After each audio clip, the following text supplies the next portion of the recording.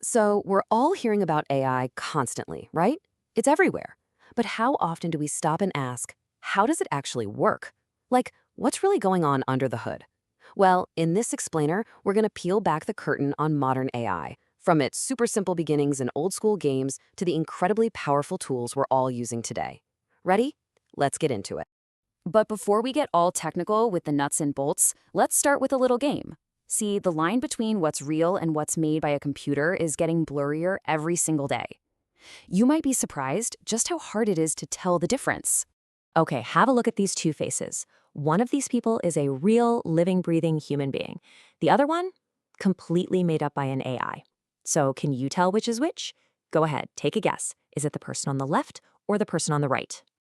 Did you lock in your guess? Well, I hope you didn't bet any money on it because this was a trick question. The truth is, neither of these people are real. Nope, both of these faces were just dreamed up by an AI. It's a pretty stunning example of just how far this technology has come, isn't it? All right, so AI has pretty much mastered making fake faces. But what about writing? What about words? Here are two short essays about, of all things, lunch. One was written by an actual fourth grader, and the other was pumped out by our AI friend. Have a read. Do you think you can spot the machine? If you pointed to essay 1 and said, that's the AI, you nailed it. So what was the giveaway? It was that one little phrase, catch up on each other's day. It just sounds a little too formal, a little too adult, you know? It's a tiny clue that gives away the AI's non-human brain. And it really makes you wonder, how on earth did we get to this point? How did AI get so good it can almost perfectly pass for a kid writing about their lunch break? To answer that, we've got to jump in a time machine and go way back. See, in the beginning, AI wasn't this magical, mysterious thing.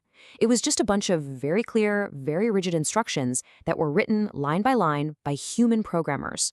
And honestly, there's no better place to see this than in old video games. Think about a classic game like Breakout.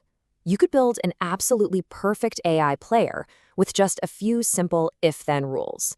Is the ball to the left? Okay, move the paddle left. Is the ball to the right? Move right. If it's somewhere in the middle, just stay put. It's simple, it's logical, and for a simple game, it works perfectly. But here's the catch. That rule-based approach is awesome for simple problems. But what happens when things get way more complex? What happens when the number of possible moves just skyrockets? Well, that's when this whole system starts to fall apart.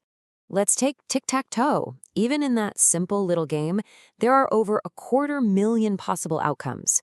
Now, a computer can still chew through that. It can just crunch every single possibility to find the perfect move. It's a big number, but it's manageable. But then, you get to a game like chess. Just 4 moves in, and you're already staring down the barrel of 85 times billion possibilities. You can't write an if-then rule for that. There's no way to brute force your way to a win. The old way of building AI had hit a massive brick wall. It was time for a complete rethink. And that rethink was a total revolution. It was this radical shift. Instead of feeding a machine a giant book of rules, programmers thought, hey, what if we could just teach the machine how to learn the rules for itself? And this is the core idea behind something called reinforcement learning. Think of it like trying to teach a robot to flip a pancake. You wouldn't program every tiny little movement of its wrist. Instead, you just let it try. If it makes a perfect flip, it gets a reward, a digital point. If the pancake ends up on the floor, it gets a penalty. It is literally learning by doing. It's a really simple but incredibly powerful feedback loop. The AI tries something, it gets a thumbs up or a thumbs down, and then it adjusts its strategy. Now, you just have to repeat that process a few million times.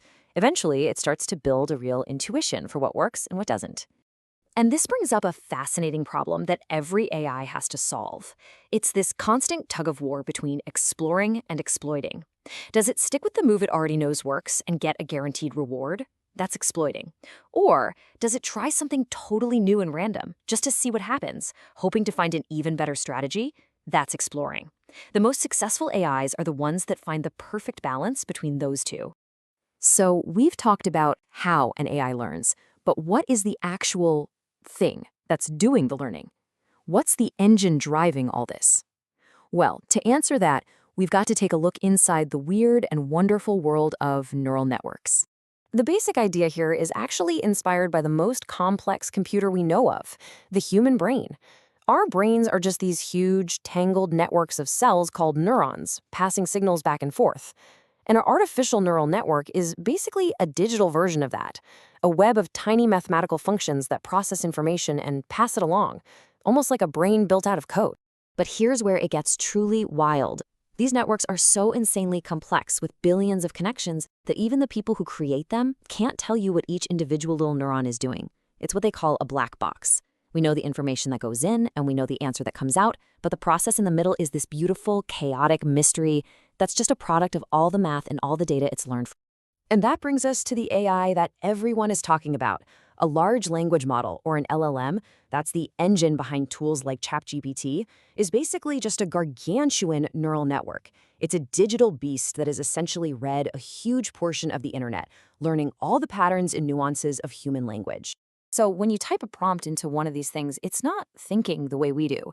It's actually playing an incredibly sophisticated probability game. It looks at your words, scans its massive database of language patterns, and then it just predicts the most statistically likely word to come next, and then the next one after that, and the one after that. It's a really convincing illusion of intelligence. And that brings us right back to today. We're now living with these unbelievably powerful tools that can do things that were basically science fiction just a few years ago. But like any powerful tool, it's absolutely critical that we understand their limits.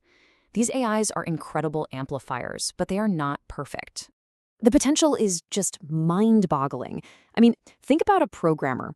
These tools can just eliminate all the tedious, boring parts of their job, freeing them up to focus on the big, creative problems. It's a quantum leap in productivity, and it's happening right now. But there's a flip side to that coin.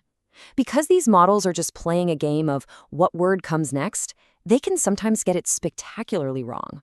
They can invent facts out of thin air and present them as if they're gospel truth. This problem is called a hallucination, and it's pretty much the Achilles heel of today's AI.